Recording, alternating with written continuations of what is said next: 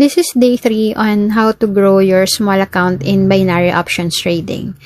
Just a recap, nag-start ako ng 100, then ang balance ko ngayon is 185.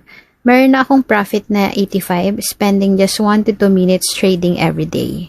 Ang rules ko is 1 trade per day, win or lose until I doubled my investment.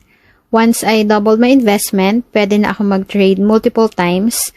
But once na matalo ng isang beses, I'm going to stop and leave the market and trade the next day. So this is my third day. I'm on 5-second trade.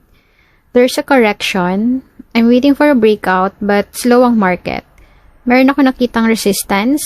So I click sell and in just 5 seconds, I made a profit. Kung mapapansin nyo, na-double na ang balance ko from 100, 200 plus na siya. So, it means I can trade multiple times na, but once na matalo ako, titigil na ako. Nag-second trade ako, nag-sell ulit ako sa resistance, and win ulit. Then, sa pangatlong trade ko, natalo na ako, so stop na ako dyan kasi yun ang rules ko.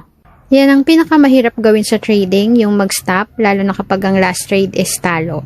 Gusto mo mag-revenge trade, gusto mo agad bawiin ang talo mo hanggang sa di mo namamalayan, wala na pati yung capital mo.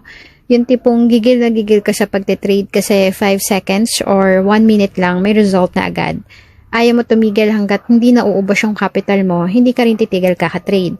Tapos, kapag naubos ng pera mo, sasabihin mo, sugal ang trading. Yung iba sinasabi, mahirap daw ang quick trading. Mahirap talaga ang trading. Wala naman trading na madali. Especially when you lack knowledge and you're just guessing. Sayang lang yung pera nyo.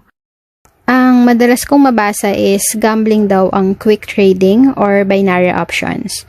Well, it depends sa trader. But anyways, it's a different topic. I'll cover it maybe in my next video.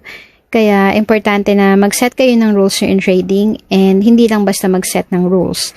Dapat sundin nyo siya. Okay? So, see you in day 4.